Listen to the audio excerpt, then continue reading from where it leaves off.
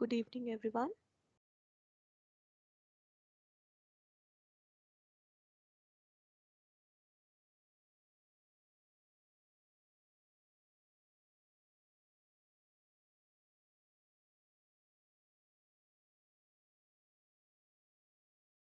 Is the screen visible?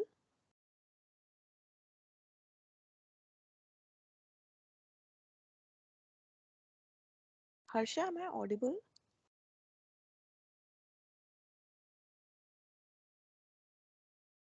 I guess.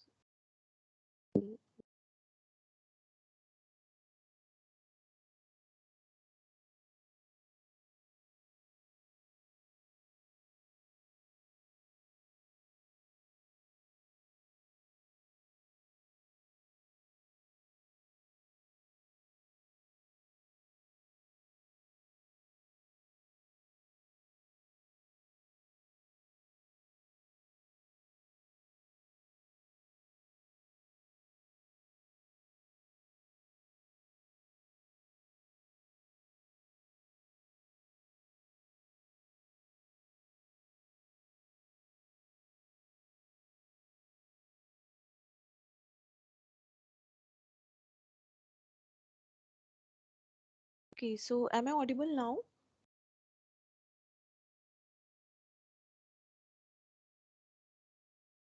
Yes, If ma'am. anyone.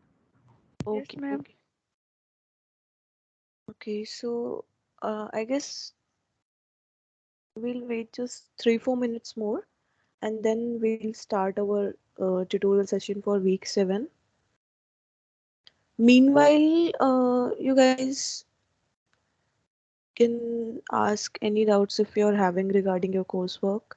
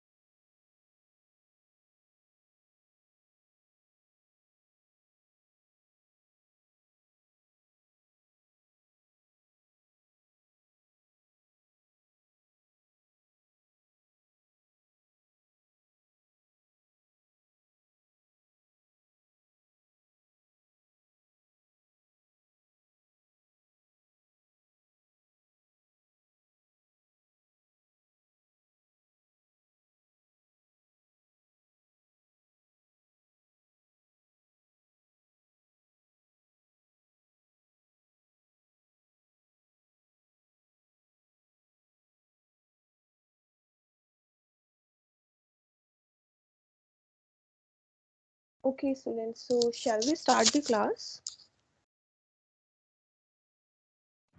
Yes, ma'am. Okay, okay. So, good evening, everyone. Today we'll be having our weekly tutorial session for week 7 questions, the assignment that was given in the previous year, and we'll be having questions for that only. And these will include the topics such as your indoor air pollution, its health impacts, and mitigation measures, and also some of the monitoring methods for the indoor air pollution. So, coming towards the questions part. Okay. So, first question is this one. Carbon monoxide can cause people to become drowsy and suffocated when it binds to. And your options are first is hemoglobin, next is your white blood cells, then plasma, and then alveolar receptors. So, any idea?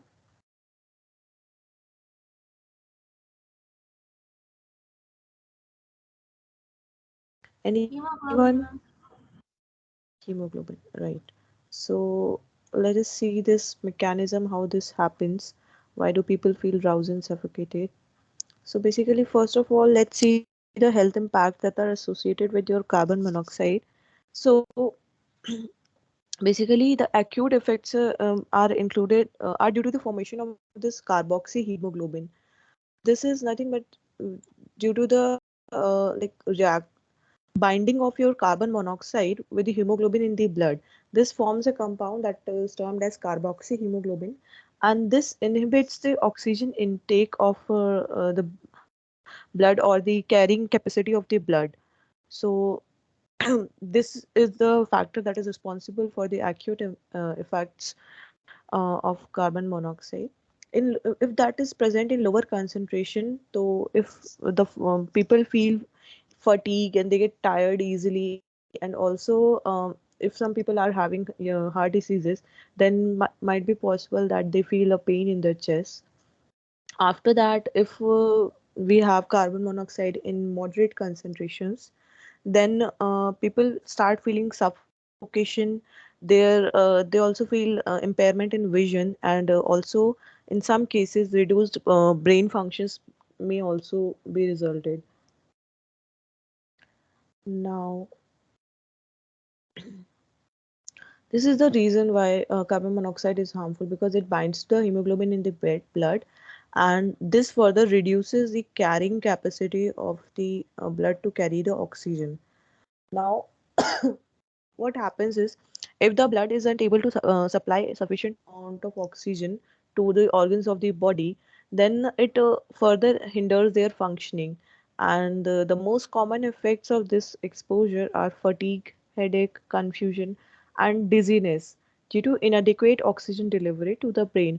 So, if in some spaces, if you feel like whenever you enter a closed space, and after a certain point of time, like about spending 50 half an hour to 1 hour or to 2 to 3 hours in that environment, you suddenly start feeling like suffocated, or like you are having some kind of headache, or you feel dizzy or fatigue, then you can get the reference that the room or that confined space might be having higher levels of carbon monoxide in that area.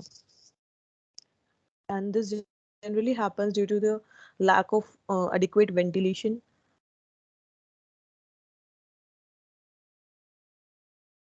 So when carbon monoxide is present at higher concentrations, this generally causes your impaired vision and coordination,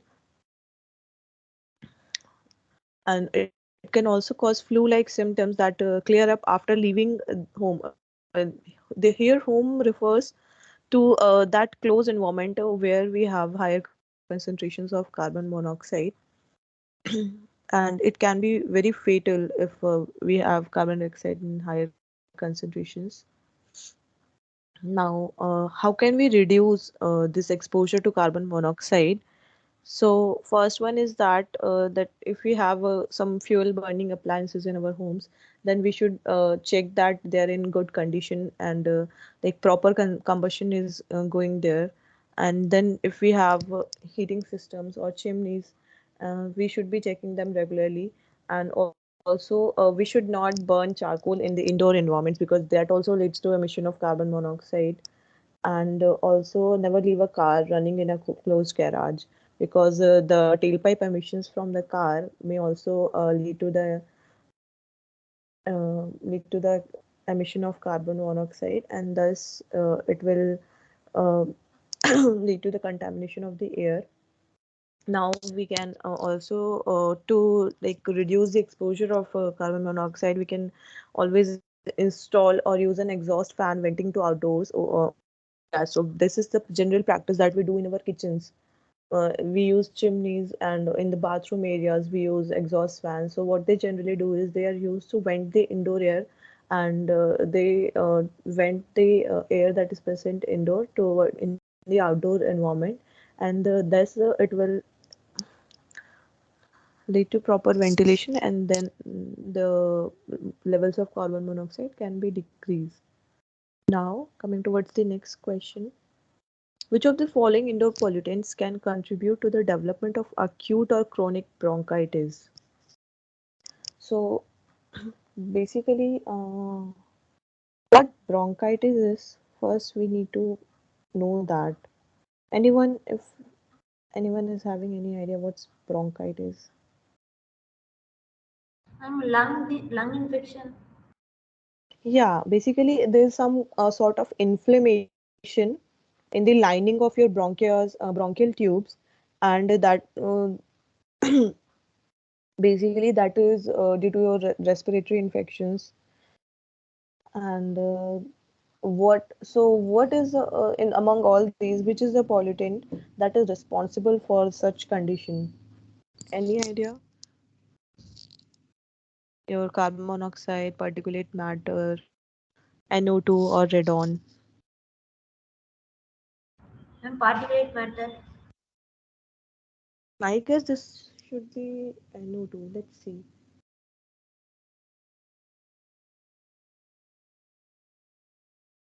Bronchial reactivity, yeah. So, yeah, acute or chronic bronchitis. Okay, so this will be your NO2. So let's study the effects of nitrogen dioxide. What are the health effects that are associated with the emission of your nitrogen dioxide? So if we are exposed to NO2 that is in certainly in lower levels, then it can lead to your increased bronchial reactivity. In some people who already have asthma, then also people who are having your COPD, that is chronic obstructive pulmonary disease, they may face some decreased lung functioning.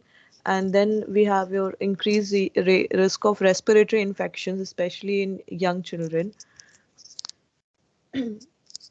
Basically, nitrogen dioxide, the major health impact of NO2, they have your impact in on our respiratory systems and your cardiovascular systems.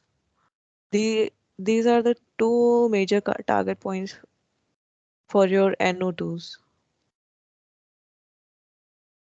It mainly acts as an irritant, affecting the mucosa of the eyes, nose, throat, and respiratory tract.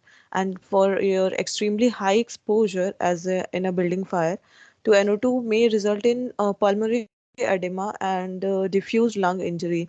In some cases, your lungs may also get injured, which may take a lot of time to cure. And continued exposure to high NO2 levels can contribute to the development of acute or chronic bronchitis. So you see, if we are continuously exposed to a certain environment which has high levels of nitrogen dioxide, so it may affect the functioning of our lungs. So it's very important to check the type of environment that we are staying in. If we feel one or the other type of symptoms, then we must take some measures to cure that. Now, our steps to reduce the exposure of nitrogen dioxide. So, first one is your keep the gas appliances properly adjusted so that the emissions can be controlled. Then we can use a vented space heater when replacing an unvented one. Basically, a vented space heater reduces the emissions in a closed environment. Then we can use proper fuel who has high combustion values. Then we can also install and use an exhaust fan vented to outdoors over gas. See, using an exhaust fan is always a measure to reduce the pollutants in any space, because that way we are ensuring a proper circulation of the air. So that is why this is a good way to reduce the levels of any kind of pollutants. Then open fluids when fireplaces are in use. Then also same as your carbon monoxide, that do not idle the car inside the garage. Now coming towards the next question. Dash poses health risks to children with asthma as it can prompt an asthma attack or make asthma symptoms more severe. So which of the following pollutant is related to that? Our options are asbestos, secondhand smoke, then your lead, and carbon monoxide.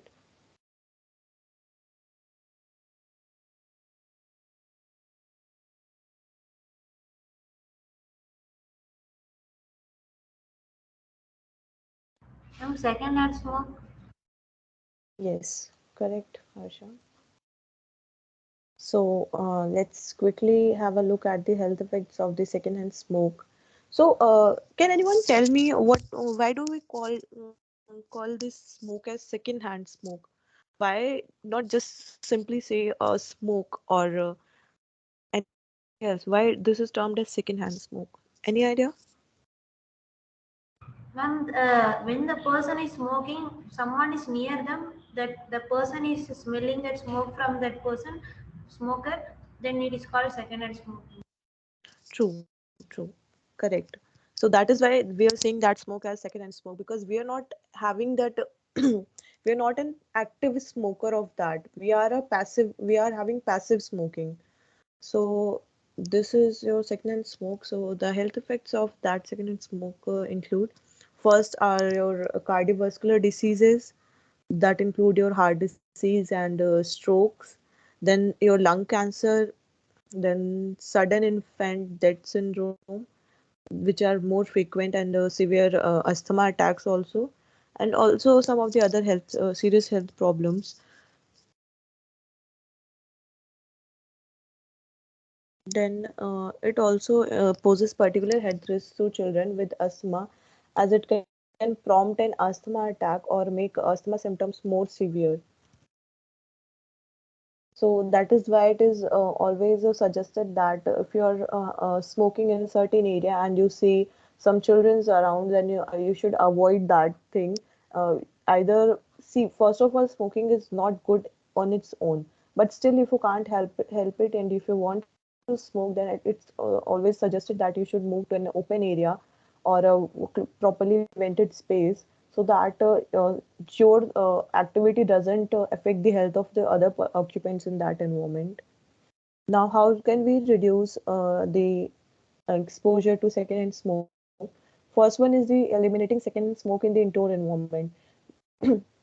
Basically, we can do that either by avoiding the smoking thing in the closed environments, or by using exhaust fans or venting that space.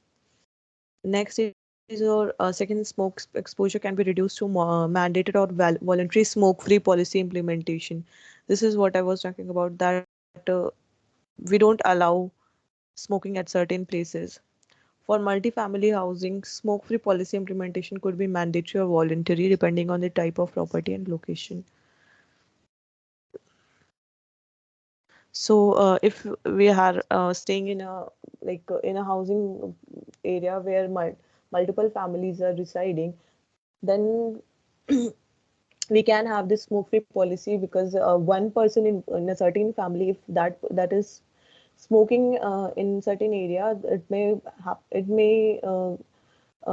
might be possible that the smoke emitted from that that area can travel to other spaces and may affect the occupants of the other families.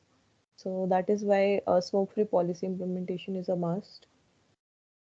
So coming towards the next question now, question number 4, mesothelioma. Okay, mesothelioma is a rare form of cancer and it is caused due to the exposure to, first is your asbestos, next carbon monoxide, next is your formaldehyde, and then we have your nitrogen dioxide.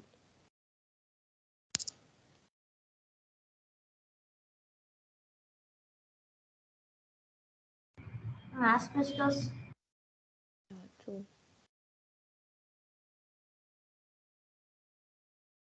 Okay, so what is asbestos? Basically, these are the fibers that are released during from the asbestos sheets during any sort of reconstruction or maintenance or repair work.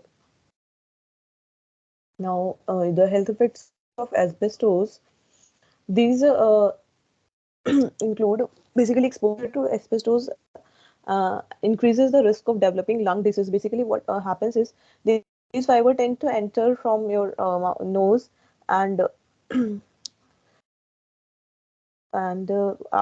upon traveling from through your bronchial cavity and through your this nasal cavity, they tend to travel till your lungs and start depositing in that area. So it's better to avoid the exposure to asbestos.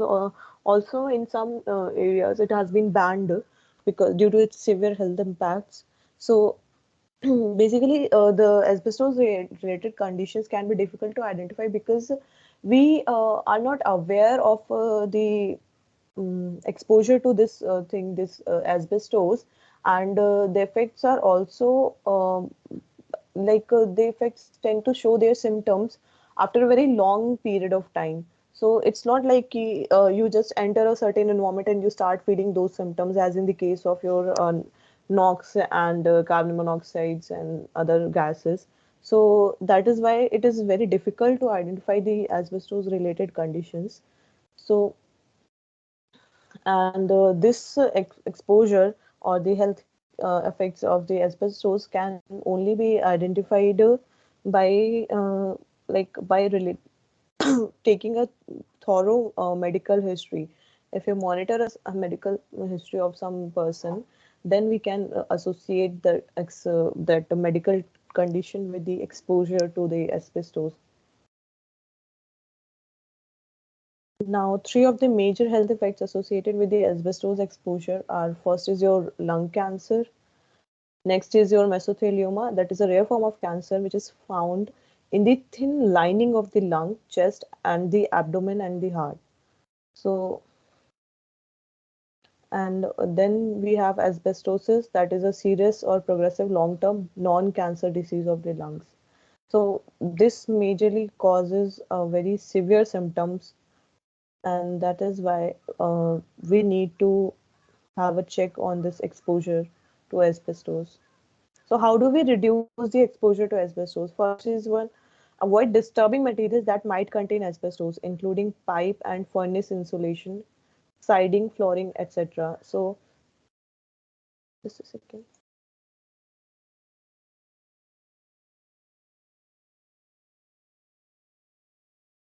So if we feel that we might be exposed to asbestos, then we should, if we feel we have some certain material that might contain asbestos, so it's better not to disturb that material, because these fibers are released only when they are disturbed.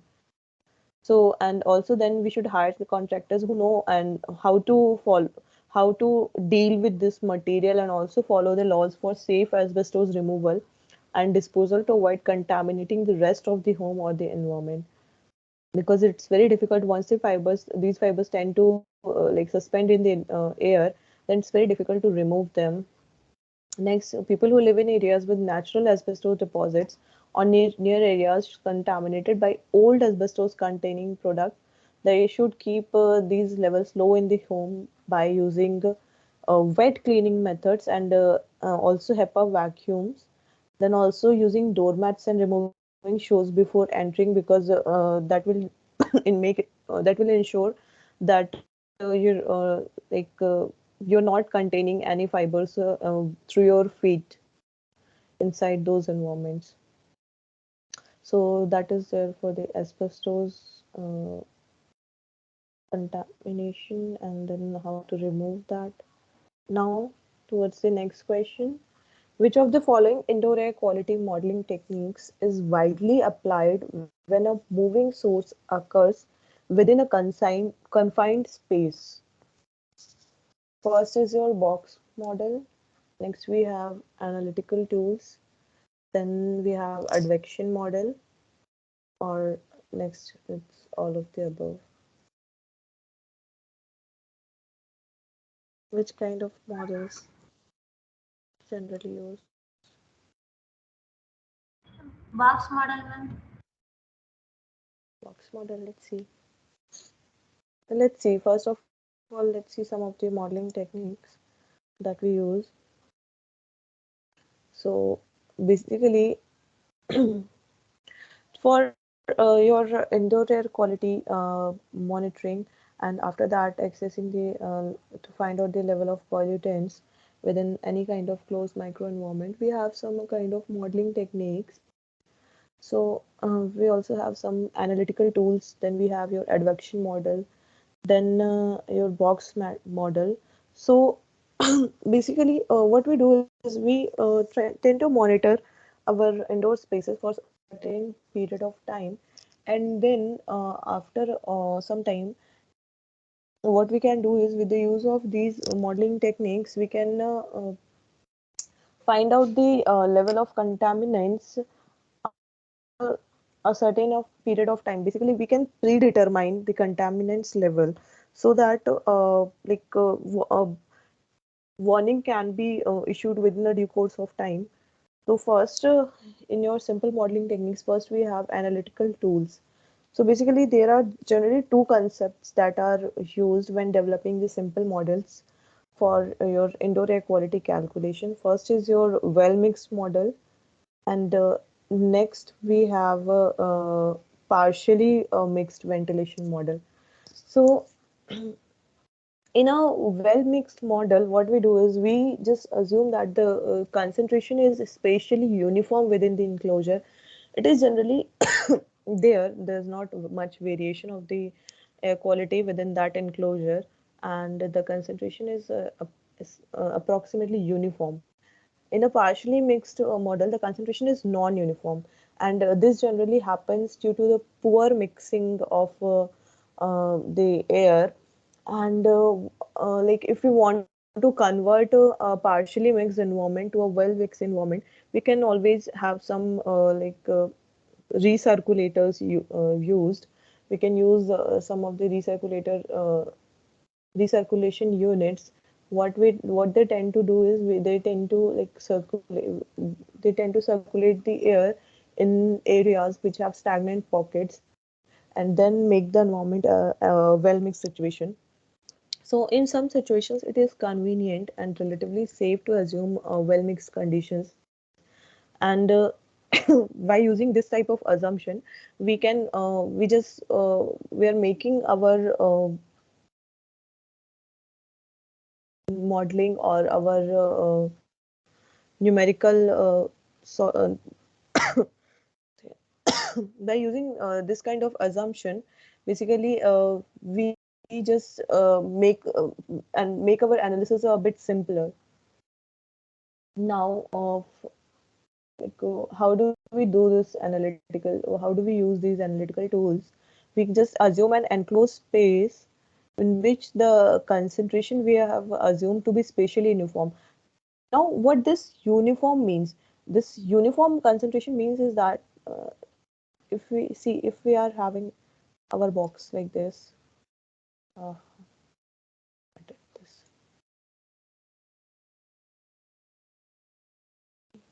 okay. So if we are having a box like this,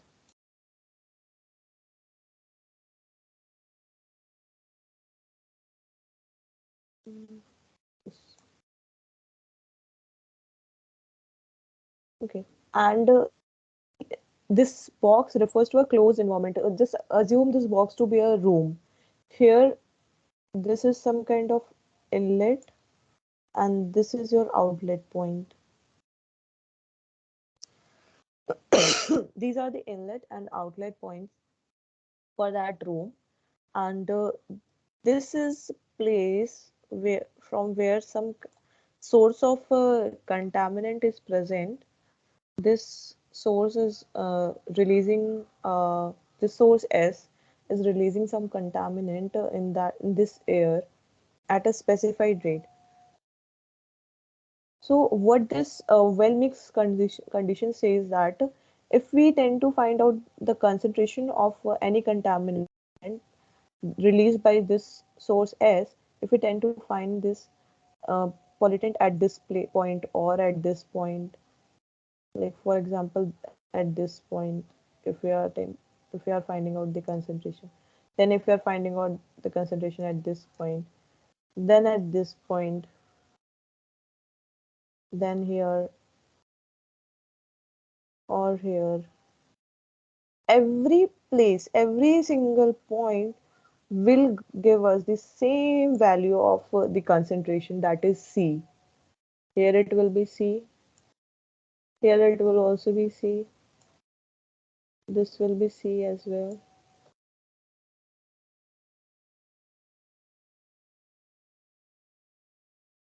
this is also safe. So this refers to your well mixed condition or spatially uniform condition. That is, the level of contaminant is same throughout the space.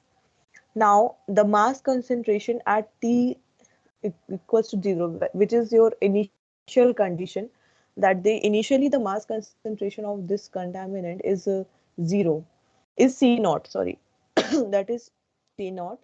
Then a source begins to generate contaminants at a constant rate S, and outside air with contaminant C air is added to the enclosure at a constant volumetric flow rate Q. This and this contaminated is air is removed from the space at the same rate. That is Qn and Qout will be same. Now applying the equation for the conservation of mass, the governing equation for the contaminant concentration that is that enter and leave the enclosure can be written as like line integrals del by del t in a closed volume C dV, that plus your surface integral CVdA plus S is equals to 0, where here C is the concentration, S is the rate which contaminant is emitted, V is your velocity of the air, and V cross, here this refers to the volume, and CV denotes the control volume, and CS is the control surface of this particular room. Now coming towards the next model, that is your advection model. Many times what happens is that the source in the particular area that is moving within a confined space. For example, take the example of a train moving inside a tunnel, or some sort of automobiles that tend to move in a tunnel. So that tunnels behave as your confined space, and this train or your automobile uh, behaves as your source of source of emission. Other example can be a smoker moving inside a room. So if a smoker is smoking, and he's releasing the smoke from a cigarette, and moving inside that particular room, that is also an example of a moving source within a confined space. So in this instance, a simple control volume approach can't be used as in the previous case, due to here we could integrate the whole situation just because we have assumed the well mixed condition and the concentration was same throughout the area. But in this situation, this can't be done because the conditions are not well mixed, and other thing is that the concentration will not be uniform throughout the area. So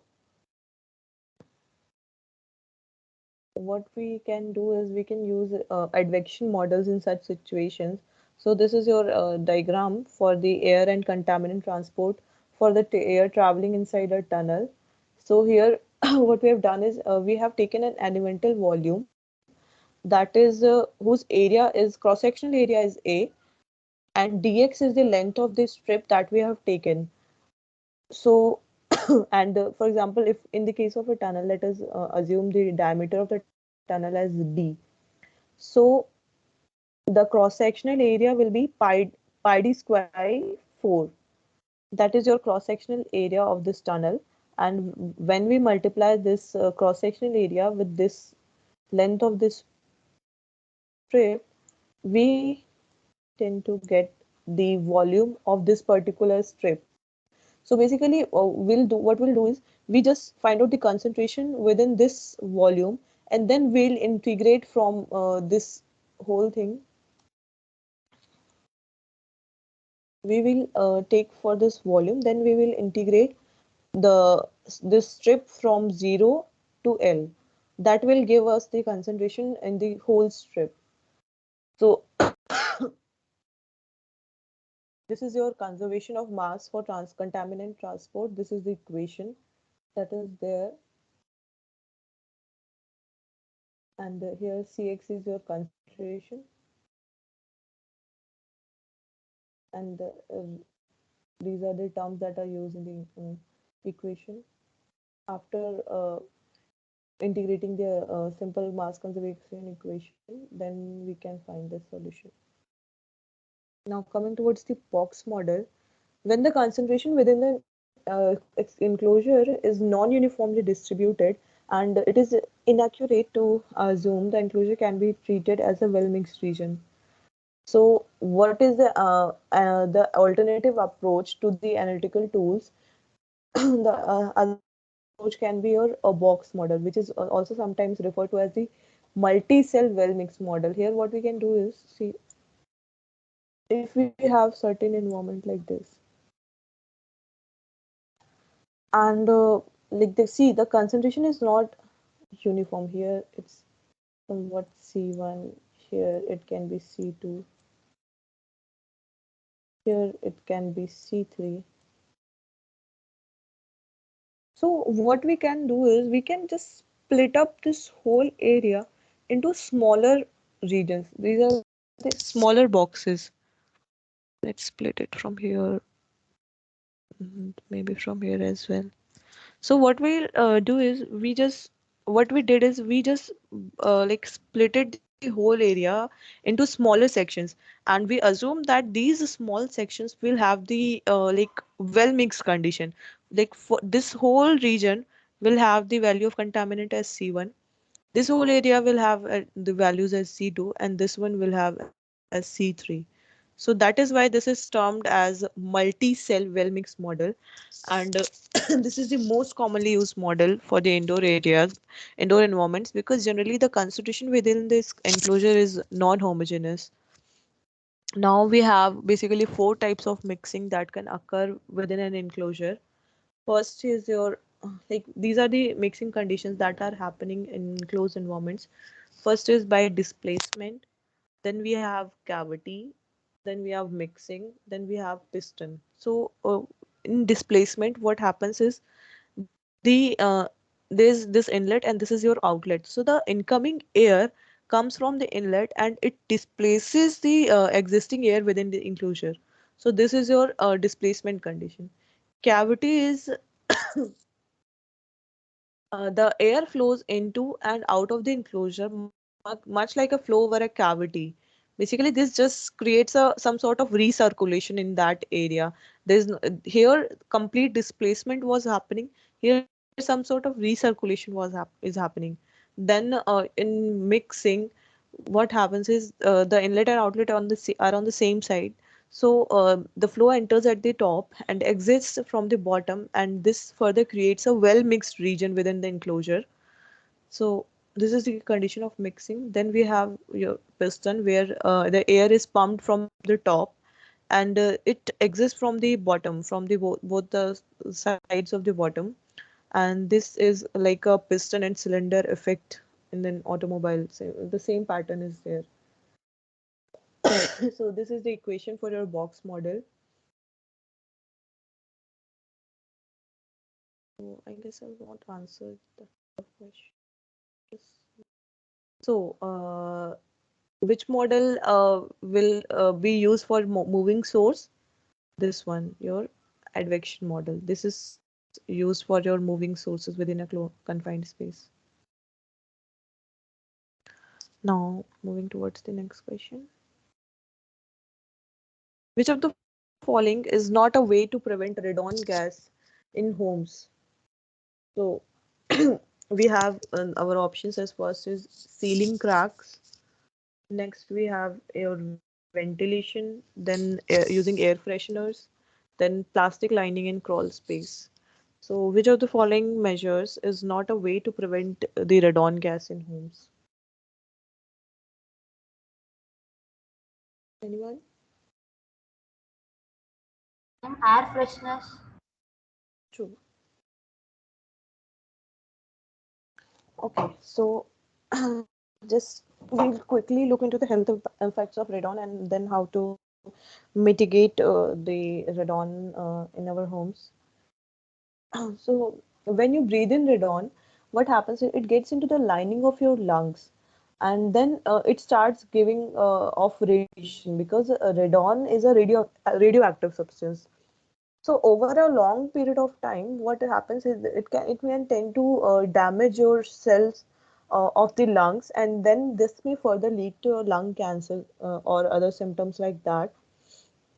And the other symptoms of radon exposure may include your coughing up blood, having chest pain, or losing weight. These are the some symptoms that tend to uh, show that you're getting exposed to a high concentration of radons. Now, how to mitigate radon? See, first is your like in your homes, how to have a radon mitigation system. So here, what we have done is in the in the pavement or underneath the surface of the floor of the home, we have our gas permeable layer. Then we use a plastic sheeting that may prevent seepage from the bottom. Then we just have sealing and caulking layer that ensures there's no seepage from the bottom of the houses. Then this vent pipe, what it does is there if there is any kind of production of radon, uh, like um, and the underground of the homes, then this through this vent pipe, this gas may tend to evacuate in the atmosphere and ease your junction box.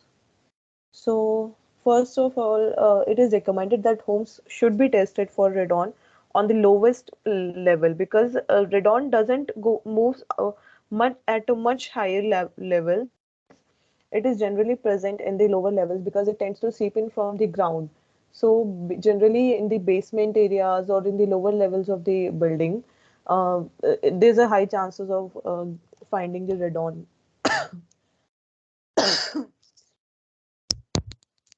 So, these radon mitigation systems consist of five points. First is your gas permeable layer. So, this layer is placed beneath the slab or flooring system to allow the soil gas to move freely underneath the house. This is to ensure the free movement of that gas underneath the house. Then we have our plastic sheeting, which is placed on top of the gas permeable layer and under the slab that is there to prevent the soil gas from entering the home. This acts as a insulating layer between the gas permeable layer and your floors.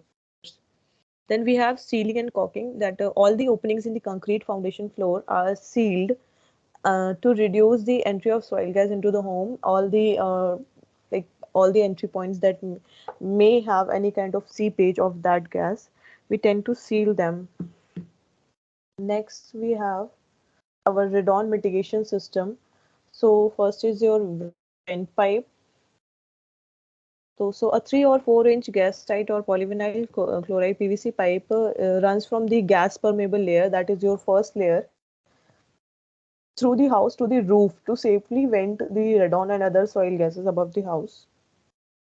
Then we have our junction box, and this is an electric junction box which is installed in case of electric fan venting fan is needed. In if it is not sufficient to naturally vent this air, then we can also use some kind of electric fan to vent this air, this soil gas into the atmosphere. So this is your radon mitigation system. Yes, I have marked this also. No? Ma'am, what is soil gas, ma'am? Here, soil gas is basically the gases which are released from the foundation of a building. These and radon is one form of that soil gas. Basically, if see in if the site that you're in which your building is situated, if previously that site was used for some other purposes, for example, if that is a landfill site, so it's probably like a lot of gases would be releasing from that soil, or if any other contaminants are present underneath your building, so those gases tend to release from the soil into the atmosphere. So if your building is situated on the top of such kind of soil layer, what happens is these gases tend to seep in from the floor of the building inside the environments. Yes, ma'am. Thank you, ma'am. Okay, so that is your soil gas. Now the next question is, an dash will generally adsorb molecules for which it has the greatest affinity and will allow other molecules to remain in the airstream. First is your adsorbate, next is your absorption, then your adsorbent, then we have absorbent.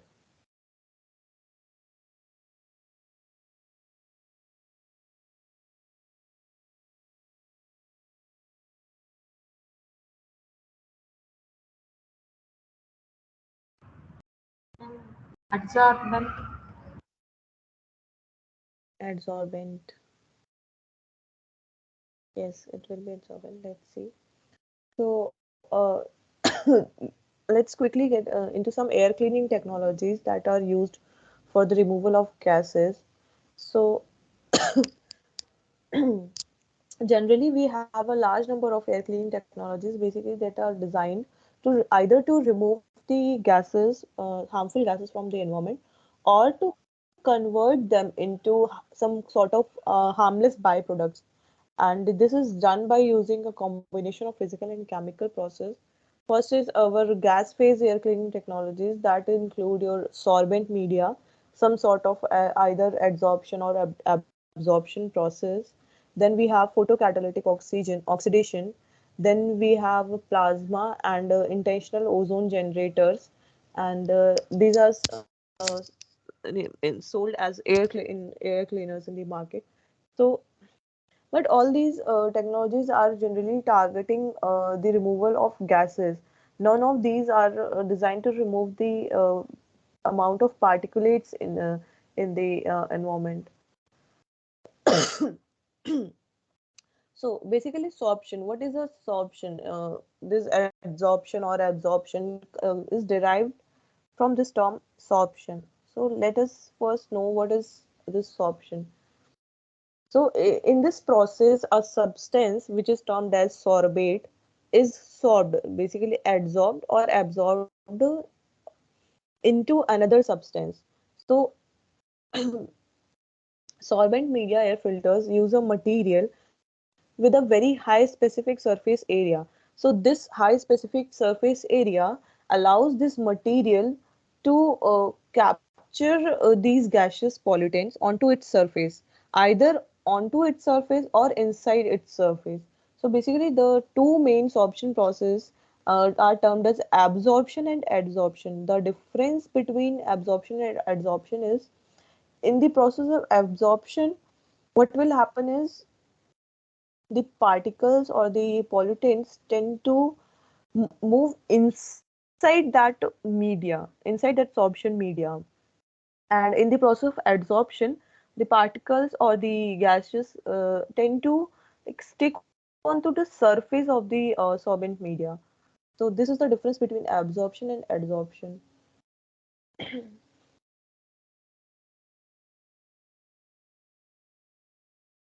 So this physical process known as adsorption, and then if there is a chemical reaction between the sorbate and the sorbent, then it is known as the chemisorption.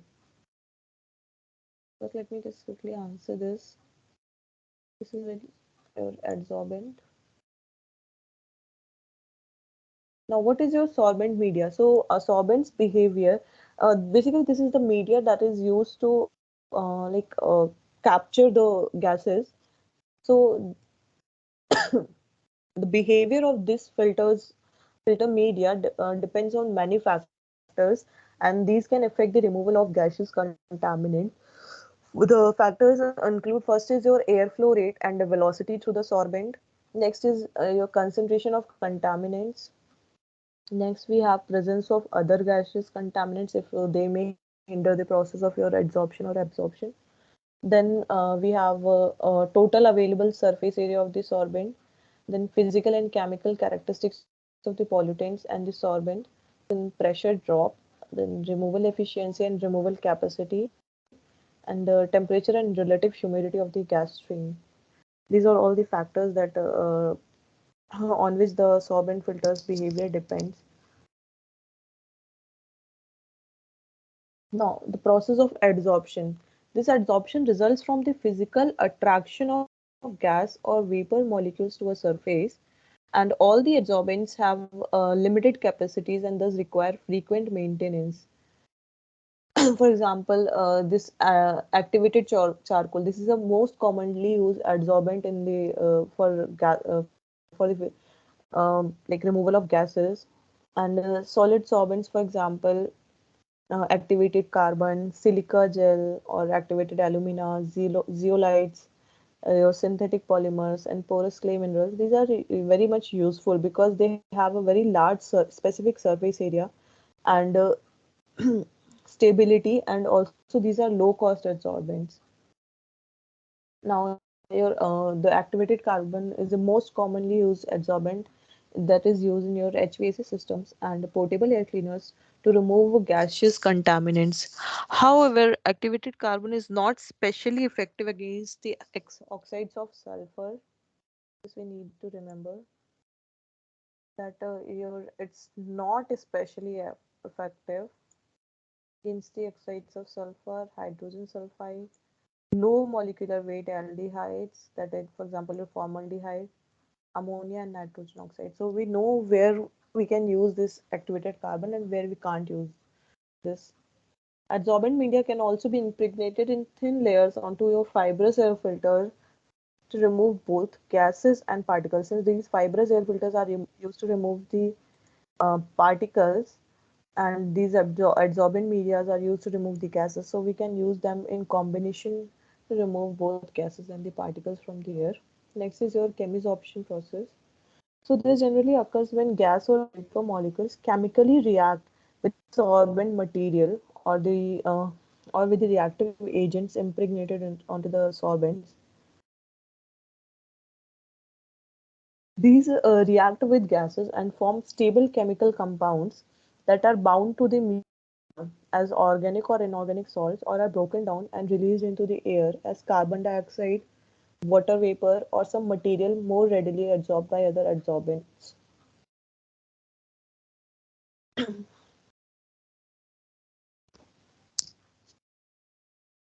Now, next we have our like photocatalytic oxidation.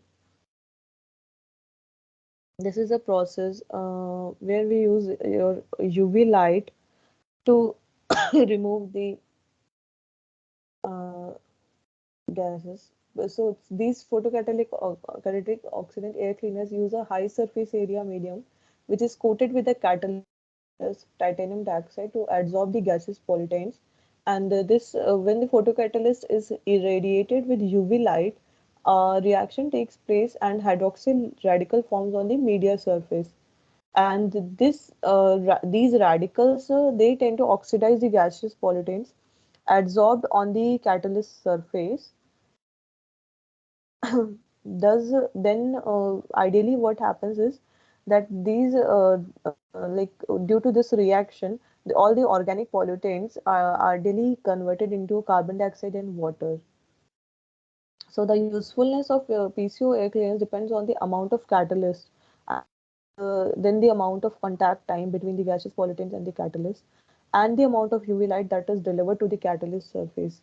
So PCO of certain VOCs may create byproducts that are endopollutants if the system design parameters and catalyst metal compositions do not match the compound target for decomposition, particularly in the presence of multiple reactive compounds commonly found in residential settings. So these are generally used in residential houses. Then we have your ozone generators. So the phenomenon is the ozone is released into the air, then the atomic oxygen attaches to the bacteria and viruses, which then which punctures the cell wall of the bacteria or viruses, and then thus killing. They tend to kill. So basically, this is generally used for your disinfection purposes, and these are generally used to control the odors because the odor is generally released due to the presence of these bacteria or viruses in the environment. So ozone reacts with chemical pollutants to transform them into other compounds at higher concentrations, and can kill or deactivate biological pollutants as well. So these chemical reactions produce irritating corrosive byproducts, and these may cause adverse health impacts that may damage building materials, furnishings, and wirings. So that is why, like if you are using these ozone generators, na, in some closed environments, we may observe blackening of the walls. So this is one of the like drawback of these ozone generators. So for the next question, which of the following air cleaners utilizes a high voltage discharge to ionize the incoming gases and then breaking their chemical bonds and chemically altering them? First is your non-plasma air cleaner, then we have ozone generators, then plasma air cleaners, and then photocatalytic oxidation. Anyone? Plasma air cleaner. Yeah.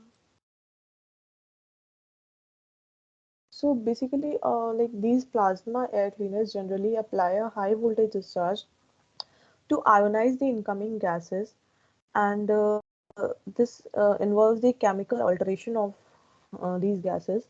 So we have two types of plasma air cleaners. First one is your thermal, and second is non-thermal.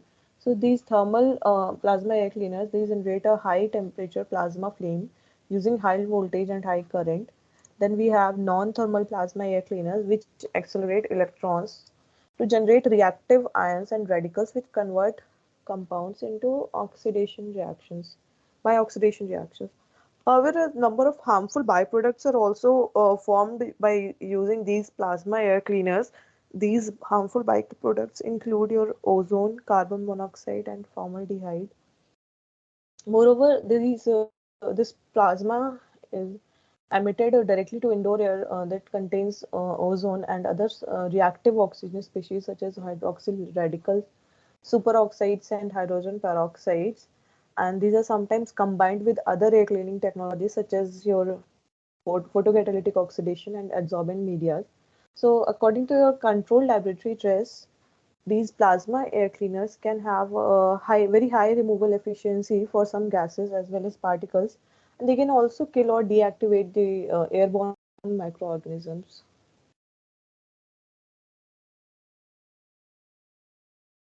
Now, your next question: which of the following air filters typically has a minimum efficiency reporting value of 1 to 4 and thus has a very low removal efficiency for the most particle sizes? First is your flat air filter, then pleated air filter, HEPA filter, and extended surface filter.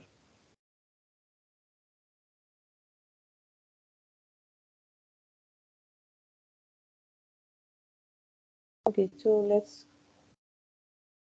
let's have a look into the air cleaning technologies that are used to remove the particles from the air. So basically, the two types of air cleaning technologies that are commonly used in either the duct mounted or the portable air cleaners to remove the particles are: first is your fibrous media air filters, and next we have electronic air cleaners.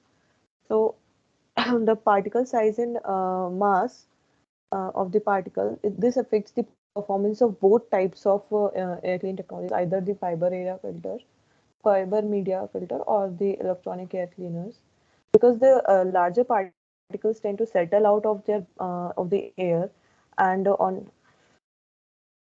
onto the surfaces rather rapidly. Air filters are not likely to remove them effectively from the home, because see, what will happen is the air filters tend to remove the suspended particles, but the largest particles, what happens is they tend to settle down out of the air.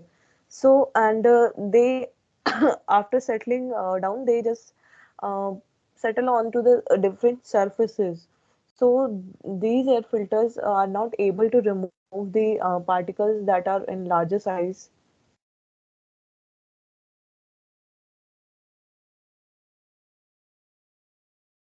For your fibrous media air filters, they remove the particles by capturing them onto the fibrous filter materials. These are your filter bags, and the what happens is this is your inlet, and the air moves inside from this inlet, and these bags tend to capture the particles, and clean air comes out of these filters. So the particle removal efficiency, this depends on a number of parameters. that include your particle size, the thickness of your filter, then the porosity of the filter, and also the dimensions of the filter fiber, dust loading conditions, etc. Then filters that become excessively loaded will tend to decrease the effectiveness of a filter or portable air cleaner. So that is because the airflow will be reduced. So we tend to like either replace or clean these. We need to either replace or clean these filter bags in due course of time. So types of fibrous media air filters. First, we have our flat or paneled air filters. So basically, these filters have a MERV of 1 to 4. This MERV is minimum efficiency reporting value. This is the minimum efficiency that this filter can give. That is 1 to 4. This MERV value is 1 to 4 and does have very low removal efficiency for most particles. Generally, these are about 1 to 2 inches thick, and these are commonly used in residential furnaces and air conditioning systems, and they're also often used as pre-filters for higher efficiency filters. So this answer will be flat air filter. Next, we have a pleated or extended surface or unpleated pad filters. These have typically MERV of 5 to 13 or higher and generally have higher particle removal efficiency for most of the particle sizes compared to the paneled filters. Pleating the filter medium, what happens is this will increase the surface area, and thus the air velocity through the filter media is reduced, and it also allows the use of smaller fibers without a large drop in the airflow rate. The three main types of electrostatically charged media they are used. First is your resin wool, then we have a plastic film, and then we have a fiber that is called as electrate. These type of media are used for your pleated or extended surface and unpleated pad filters. Next, we have higher efficiency filters that which have a more value of 14 to 16, and HEPA filters, high efficiency particulate air filters. These are the most commonly used filters. But they also have very deep plates with a much larger surface area than the conventional plated filters. Consequently, they remove very fine and ultrafine particles, the particles less than 2.5 microns, and their efficiencies are also very high as compared to the lower rated fibrous media air filters. Now, what are the practical considerations that are to be kept in mind while using these fibrous air filters? First is the performance of fibrous media air filters depends not only on the removal efficiency of the media but also on factors such as first is your indoor particle size. What is the size of particles that we are targeting to remove, and the size specific mass concentrations, like what are the mass concentration of a specific size of particle, the amount of dust that is loaded on the air filter, then also your airflow rate or the velocity, and the resistance to airflow through the filter media, that whether the air is properly circulated or not. Then your bypass airflow that flows around the air filter because of your poor installation. These are the factors that affect your efficiency of the filter media. Then we have your ESPs and ionizers. This is another air cleaners that use your powered electrostatic process to charge the particles, and these particles then become attracted to oppositely charged plates or the other indoor surfaces to remove the airborne particles. Basically, here we are creating an electric charge on the particles, and then these particles are attracted to the plates. So these ESPs remove and collect the small airborne particles and often have an initial single pass removal efficiency of 60%. And this efficiency can be further reduced to about 95%, which will depend on the airflow rate. See, this is your typical ESP process here. This is your airflow air inlet. Then this is your is your first stage filter, and after that what will happen is this ionization chamber, and which will like create a positive charge on these particles. This will create a positive charge on these particles, which will get further attracted to these plates which have negative charge. And then there is this end filter, and this is your clean air outlet, because the particles are trapped like or collected on these negatively charged plates. So these ESPs can also have some different removal efficiencies for particles with different compositions, as the electrical properties of some particles will affect their ability to hold a charge. Now, ionizers or ion generators, these use a high voltage wire or carbon fiber brush to electrically charge the air molecules, which further produces or negative ions that attach to the airborne particles. So consequently, the charged particle can attach to nearby surfaces as walls or furniture, or to one another and settle down faster. Now we have UVGI, that is ultraviolet germicidal irradiation air cleaners. So this is designed to reduce the number of viable airborne microorganisms. Basically, this is for the disinfection purposes. These are designed to use UV lamps to kill or deactivate the microorganisms such as your viruses, bacteria, and fungal spores, and fragments that are airborne or growing on surfaces. So both UVA, that is a long wave, that is from 315 to 400 nanometers, and UVC, that is short wave 100 to 280 nanometers, are used in UVGI air cleaners. And given sufficient exposure time and lamp power, UV light can penetrate the outer structure of a microorganism cell and alter its DNA. That will prevent its replication and further cause the cell death, and this will lead to the killing of those microorganisms. So this is some sort of UVGI air cleaner in a typical HVAC system. This refers to your heating, ventilation, and air conditioning systems. So from this point, the outside air is coming. We have your cooling coil. This is your filter, and these rods are emitting your UV light. Here we have supply air wall. This is your supply fan, and also some temperature sensors are there. Now, some types of UVGI cleaners and their effectiveness is discussed.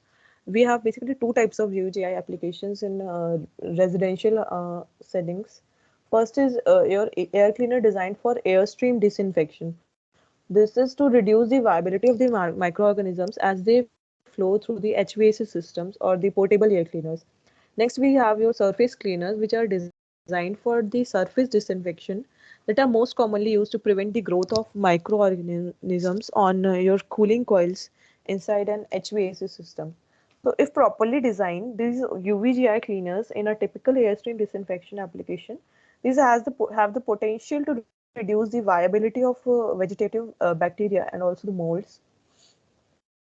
And the spores tend to be resistant to UV radiation, and killing them requires a very high dose of this UV radiation. And a study further reported that 99% reduction in microbial contaminants growing on exposed HVAC surfaces, but a reduction in airborne bacteria of only 25 to 30% was observed.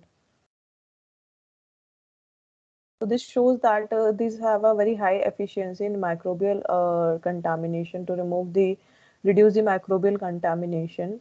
But like for the airborne bacteria, like when it reduces about 25 to 30% of that. So one reason is that the surface disinfection application provides only a slightly noticeable reduction in airborne microbial concentration, maybe because the microorganisms in the airstream are exposed to UV light for a shorter period of time as compared to these HVAC surfaces, because on that surface the microbes are exposed to a longer period as compared to this airstream. So that is why a very high efficiency is observed. Now we have the question is relative humidity can be measured using, first is your hygrometer, next manometer, then we have thermometer, and then we have barometer. How can we use measure our relative humidity in the atmosphere? Which of the following devices can be used for that? Anyone? Manometer.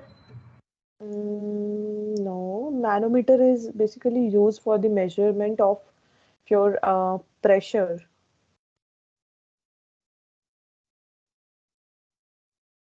Hygrometer. So, hygrometer is for the measurement of your relative humidity. So we have your temperature measuring devices that that include your thermocouples, semiconductors, and thermistors. And typically, the indoor temperature ranges between 15 to 40 degrees centigrade. And probes, basically, the probes for measuring the temperature should be placed where they will sense the temperature experienced by the occupants. So at the breathing level of the occupants. Then we have your for the measurement of relative humidity. Uh, the easiest ways to is by using a hygrometer. It is a device that serves as an indoor thermometer and humidity monitor. This is a example of a hygrometer. Commercial available dew point hygrometers based on the principle that the vapor pressure of the water is decreased by the pressure of an inorganic salt, and these are well suited for the continuous monitoring of the indoor environments. And also the for the calculation of the relative humidity, we can also calculate them from the dry bulb and the dew point temperatures as well. So that is all for today's class. If you are having any kind of doubts, we can take them. Also, in the last class, some of the students asked me that if they have not submitted their assignments, so is it possible to submit it now? I don't know I don't remember the name of the student, but some of the students have asked this question. So I have confirmed this thing that see in their portal they have already closed the submission deadlines, but you can do one thing, that you can mail your request to the email ID, that is support at the support.nptel@iitm.ac.in. And in their support portal you can raise your query or request them to allow you to submit your assignments after the due date of submission. Also, the next question was regarding your question paper pattern. So the question paper will be of MCQ types. Yes, the some numericals will also be there, but they will not be that much complex because they will be of multiple choice types. The numericals will also be of a MCQ type. So you will be having your 50 questions in your end term question paper. Apart from this, any other doubt if you guys are having, please ask. Ma'am, good evening, ma'am. Good evening, Harsha. In lecture 31, slide 38, there is a term called as higher resting metabolic rate, ma'am. So, what is the L- meaning of Just let me open this your lecture 31, right? yes, ma'am? Slide 38. Just let me open this slide now. I'll take that.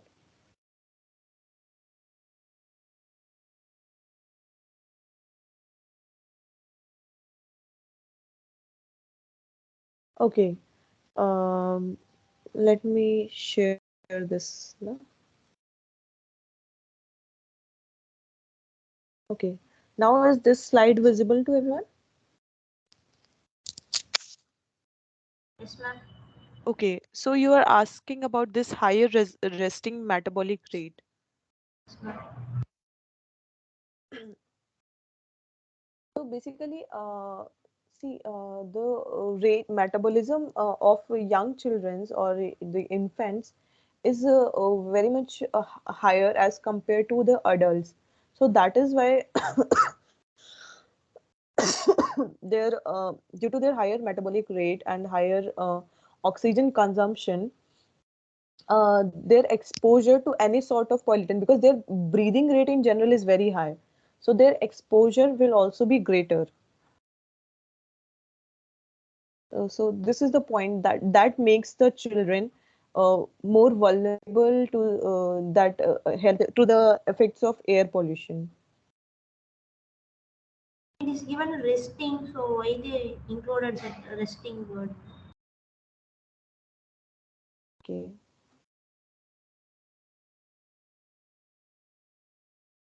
Um,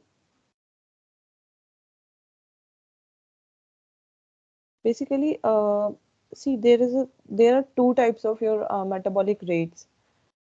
First is your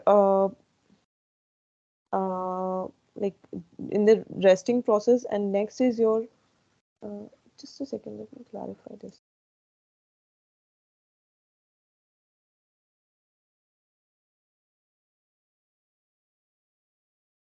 Okay, so here your resting metabolic rate, it it refers to the fact that the higher that your metabolic rate is, the more calories you burn at a resting condition. Here resting metabolic rate is refers to that you're without performing any activity. In general, the metabolic rate of infants and young children is very high.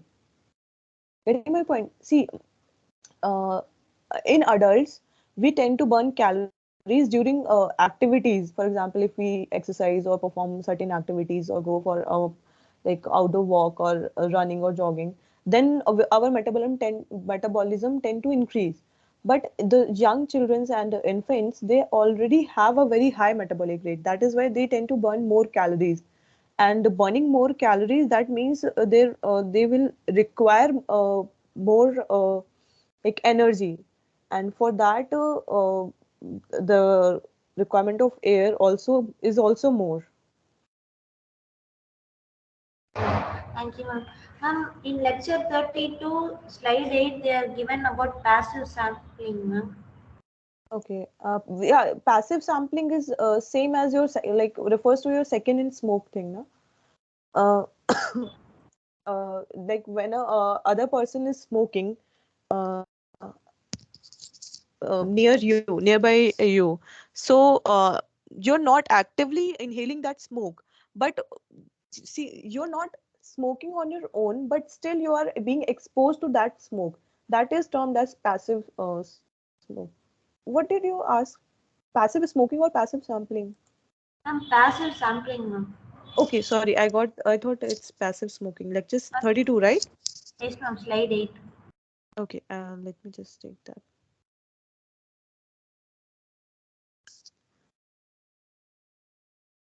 Okay, so basically, active sampler first is your active sampler, and next is your passive sampler.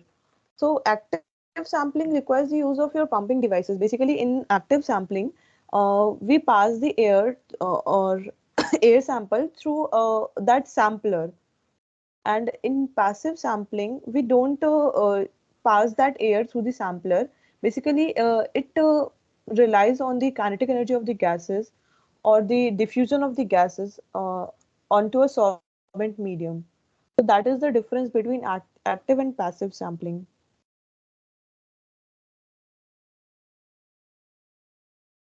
Ma'am, slide 15, the that statements I can't understand, ma'am.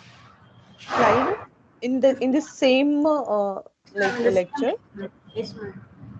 in the slide 15. Okay, let Yes, me ma'am. just okay. Okay, assessment of exposure to formaldehyde. Yes, ma'am. Okay, so for the assessment of your exposure to formaldehyde, first the sampling duration is very important because of the documented temporal variation in concentration and the possibility that certain activities, such as the use of a product, could be carried out over a short period but can cause significant exposure.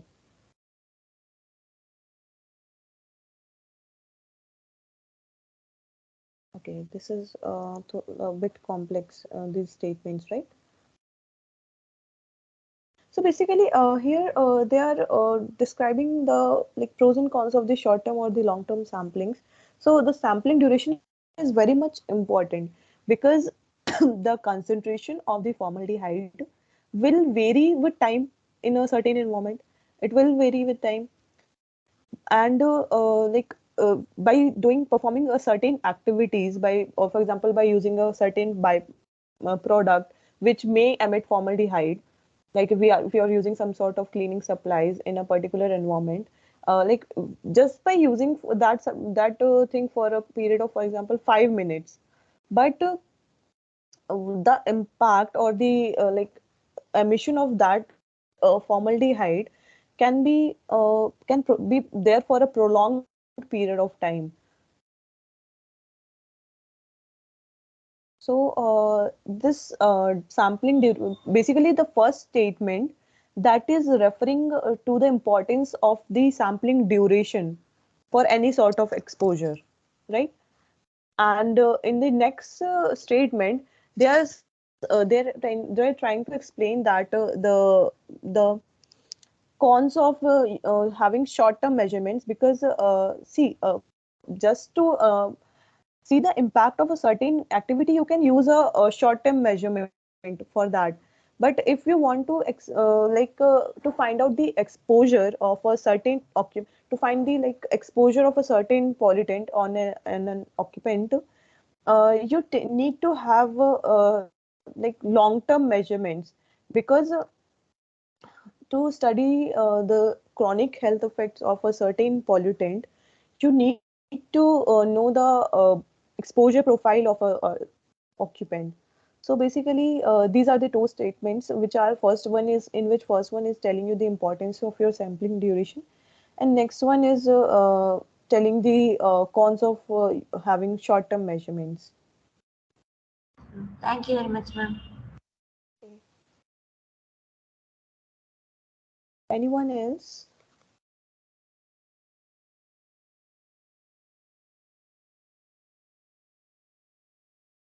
Any other doubts?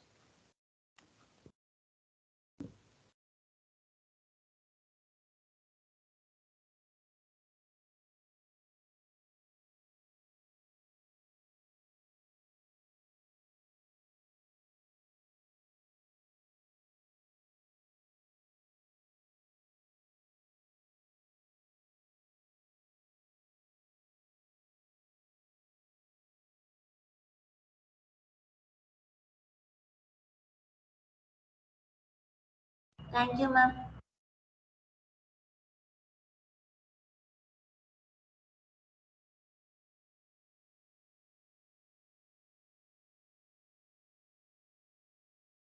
Okay, so if you guys are not having any doubts, then we may end this class. Anyone else, if you're having any doubts, please feel free to ask, or else we can end this session here and we'll discuss your week 8 assignments in the coming lecture. Or any other queries if you are having, please like mention those queries in the chat box. Okay, guys. So see you in the next week. Take care. Thank you, ma'am.